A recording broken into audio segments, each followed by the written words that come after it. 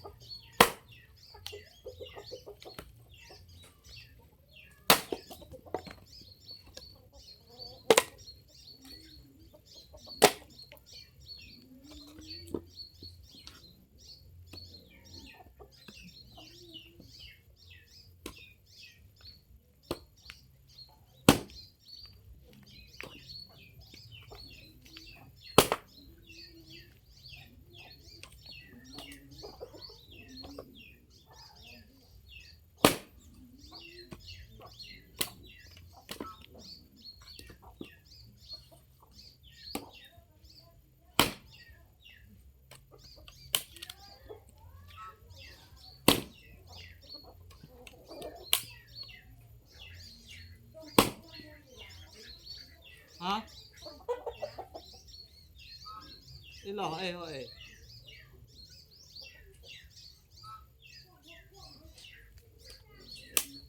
Đi đâu chi đâu chè lo chụp tô từ tô đạo ngay lò.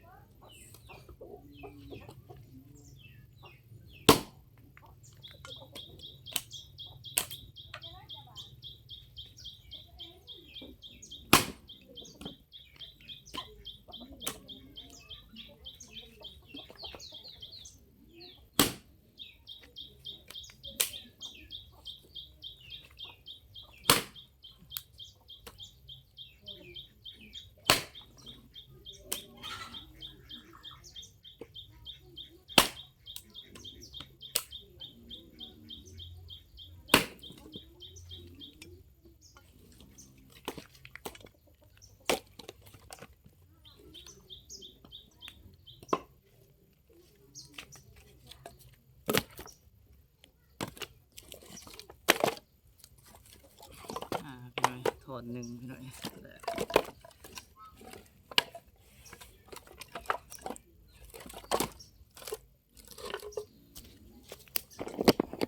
ถามส้มเลยถอนหนึ่งได้มาประมาณนี้เลยพี่หน่อยก็ถือว่าเมื่อยพอสมควรถามส้มเลยเพื่ออะไรใครย่อยเลยถามส้มเลยเมื่อยก็เพราะว่าสิใส่แต่ทานก็บ่ไหวพี่น้อยก็จำเป็นเอาตัวนี้แหละพี่น้อยเอาพื้นหาตัดพื้นแล้วก็มาพาจังซี่ทำส้มไว้นี่แหละแทนทานทำส้มไว้ถ้าซื้อแต่ทานก็บ่ไหวพี่น้อยเพราะว่าสอบหนึงก็4-50,000ทำส้มไว้พี่น้อยก็สิได้ประมาณนี้ผลงานนี่แหละพื้นท่อนหนึ่งพี่น้อยหรือว่าไม้ท่อนหนึ่งก็มาพาก็ได้ประมาณนี้ทำส้มเลย